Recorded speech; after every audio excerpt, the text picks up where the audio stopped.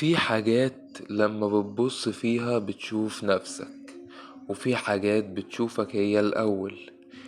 هنا في الإشارة السوداء احنا ما نحكيش حواديت رعب، احنا بنرجع للي حصل فعلا. قصة النهاردة بدأت بشيء بسيط، مراية شكلها عادي جدا، بس وراها دم وصوت بيهمس من جوه الإزاز. بيقولوا المراية دي معمولة من دم بني آدم، وإن كل اللي بيبص فيها بيسيب روحه جواها. محدش صدق لحد ما بدأوا يخطفوا واحد ورا التاني. صوتهم لسه بيتسمع بالليل، صريخ مكتوم جوه المراية والوشوش اللي جواها بتتحرك. والنهاردة هنفتح لك الباب اللي اتقفل من سنين، الباب اللي وراه لعنة اسمها الدم على المراية. ركز، ما تحاولش تبص في اي مراية حواليك دلوقتي، لان اللي في القصة دي ممكن يكون وراك وانت مش واخد بالك. دي مش مجرد حكاية، دي تجربة جديدة من الإشارة السوداء. في مدينة هادية كان في بنت اسمها ميار بتشتغل في محل تجميل.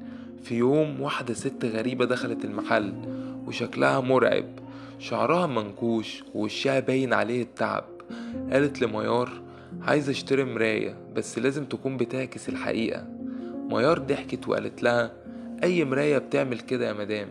لكن الست صممت على ان هي عايزة مراية، وشافت مراية قديمة كانت مركونة على جنب، وقالت المراية دي هتخليني اشوف اللي مستخبي. اشتريتها ومشيت، لكن بعد كام يوم ميار رجعت تلاقي نفس المراية محطوطة في المحل تاني. محدش عارف مين رجعها. في نص الليل وهي لوحدها بتقفل المحل، شافت المراية بتلمع لوحدها. قربت منها وشافت نفسها، بس وشها في الانعكاس كان مبتسم ابتسامة شريرة، والدم نازل من عينيها.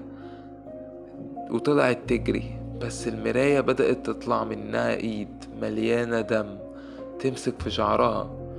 الميك اب على الرفوف وقع والضوء قطع فجأة، ولما النور رجع ميار ما كانتش موجودة، بس المراية بقت بتعكس وشها وهي واقفة جواها بتخبط من جوه وبتصرخ، والدم بينزل على الإزاز من جوه بس. من بعدها أي حد بيبص في المراية دي في المحل بيشوف نفسه وهو بيموت بطريقة مختلفة، وبعدها بيختفي ب3 أيام. بعد اختفاء ميار المحل اتقفل لفترة، بس بعد شهور جه صاحب جديد يفتحه تاني. كان شاب اسمه سليم، مش مؤمن بالخرافات وبيضحك على أي حاجة اسمها لعنة أو أشباح. المحل كله كان عادي إلا المراية دي اللي كانت محطوطة في آخر الكورنر، ملفوفة بغطا أسود قديم. في أول يوم شغل جت زبونة اسمها سارة، بنت في العشرينات، وشها حزين، في حزن غريب. قالت لسليم وهي بتبص حوالين المكان انت عارف ان المحل ده كان مقفول عشان بنت ماتت هنا؟ ضحك وقال كلام الناس مفيش حاجة اسمها لعنة يا أنسة. لكن سارة قربت من المراية اللي ورا الغطا، كان بيتهز كأنها في ريح رغم ان الباب مقفول. قالت له المراية دي غريبة، ليه مش شايف فيها انعكاسك؟ سليم وقف مذهول، فعلا انعكاسه مش باين، بس لما بص تاني شاف نفسه بس مش بنفس الملامح.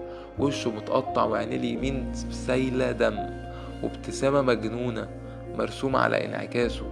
سليم جري على المراية وغطاها، لكنه سمع صوت همس طالع من ورا القماش. هي لسه جوه، سايبها ليه؟ الصوت كان صوت ميار. بدأ الغطا يتحرك لوحده وبعدين نزل على الأرض، والمراية فضلت تعكس حاجة مش في المكان. غرفة تانية كلها دم على الجدران، وجوه كتير بتبص من جوه الإزاز كأنها محبوسين جوه. في اللحظة دي سارة اتمسمرت مكانها وبصت في المراية. انعكاسها بدأ يتحرك لوحده، ووشها في المراية فتح عينيه وبدأ يبتسم رغم ان هي واقفة خايفة. بعد ثواني انعكاسها مد ايده من المراية وسحبها جوه بصرخة جامدة. الضوء قطع والدم اتناثر على الأرض.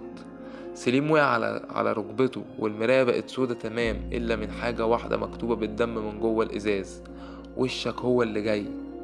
تاني يوم الصبح الناس شافوا المحل مقفول، لكن المراية كانت محطوطة في الفاترينا مكشوفة، وأي حد بيعدي من قدامها بيشوف نفسه فيها وهو بيموت بطريقة مختلفة كل مرة. ولحد النهاردة كل اللي بيبص فيها أكتر من 5 ثواني بيختفي في خلال 3 أيام.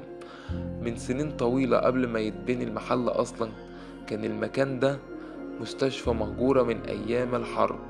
في دكتورة اسمها الدكتورة ليلى عمران كانت بتتعامل مع الجرحى، لكن الحقيقة إنها كانت بتجري تجارب على الموتى، كانت مهووسة بفكرة ان الروح بتسيب اثارها على الازاز، وكانت بتحاول تمسك الروح بعد الموت عن طريق مراية معمولة من دم الانسان. جابت حرفية يهودي غريب صنع لها مراية مخصوصة، وخلط في الإزاز دم من 5 جثث. قالت اللي هيبص في المراية دي هيسيب جزء من روحه فيها. في يوم الشرطة هجمت على المستشفى بعد ما اكتشفوا انها بتخطف الناس من الشوارع علشان تجري عليهم التجارب، لكن لما وصلوا لقوها واقفة قدام المراية مبتسمة وسكين في ايديها، وقالت قبل ما تذبح نفسها انا مش هموت، انا هفضل هنا. وذبحت نفسها قدام المراية والدم غطى سطحها كله. من بعدها كل اللي يدخل المبنى اللي كان بيشوف انعكاسه بيتحرك لوحده. بعد سنين المبنى اتهد واتعمل مكانه المحل اللي اشتغلت فيه ميار، والمراية كانت لسه هناك مدفونة في القبو. أول ما ميار لمستها اللعنة رجعت تتحرك. كل ضحية بتتشاف جوه المراية بتفضل محبوسة، والوجوه بتتكاثر. سليم لما رجع في آخر ليلة لقى المراية مفتوحة كأنها باب، وصوت الدكتورة ليلى بيهمس وراه لسه ناقص وش واحد بس، هو وشك. الضوء انطفى والمراية اتقفلت فجأة. وفي الصبح الشرطة لقت بس المراية متعلقة في نص المحل، وعليها وشوش كل اللي اختفوا، ومن ضمنهم سليم وميار وسارة، كلهم بيصرخوا في صمت. النهاية ولا يمكن تكون دي مش النهاية، لأن المراية لسه بتتنقل كل كام شهر من محل لمحل، وكل مرة بتبدأ اللعنة من جديد مع حد بيبص فيها. كل اللي دخلوا المراية مخرجوش، أصواتهم لسه جوه، بيهمسوا بينادوا. ويمكن اللي سمعني دلوقتي سمع صوتهم وراه. محدش يعرف المراية دي راحت فين بعد كده. في ناس بتقول إنها في بيت مهجور، وناس بتقسم إنها شافوا بتتباع في مزار ومزادات، بس اللي مأكدين عليه إن كل مرة بتظهر فيها بتطلب وش جديد.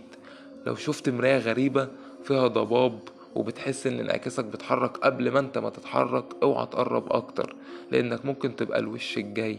ودي كانت نهاية القصة، أو يمكن بدايتها من هنا، من أعماق العتمة والظلام، من الإشارة السوداء.